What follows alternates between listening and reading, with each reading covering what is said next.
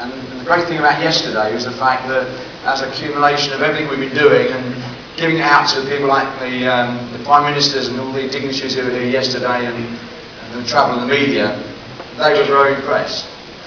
And I say that only for people, for you, because at the end of the day, if you're going to build and invest in what we're putting together here, it's no good building a resort that looks stunning. Everyone loves it, but you've got no one staying in it. So you've got to, you've actually got to have something that actually works as well.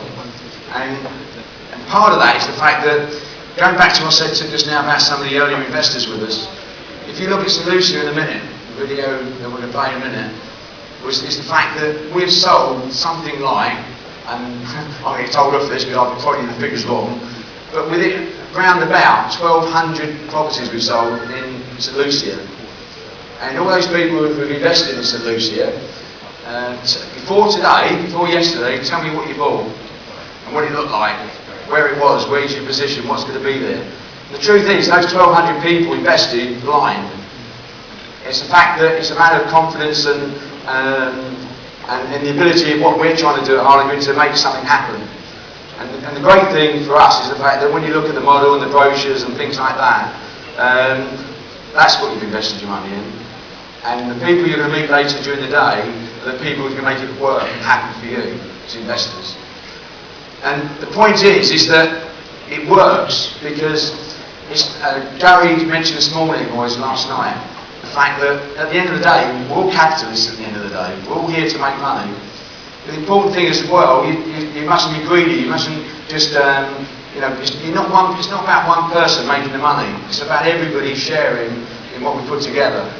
And people in the Caribbean, when I go over there, they all basically say, in the banks and people like this I talk to, and everyone I meet, they all say basically what we're doing is rewriting how business is done. And that's a great feeling, because when you look at Buckingham Bay, when that opens next year, we don't have a penny of debt. It's completely unencumbered. And the great thing is, when I go to St Lucia and Barbados, there's about a dozen developments I can tell you about. I'm talking major, resorts, people like the Fairmont, the Westin Hotels, and the Jack Nicklaus Golf Course. They're all bust, they're all gone. And we're still employing people. Every week, if you come to Buckingham Bay, we've got queues of people who want to come and work.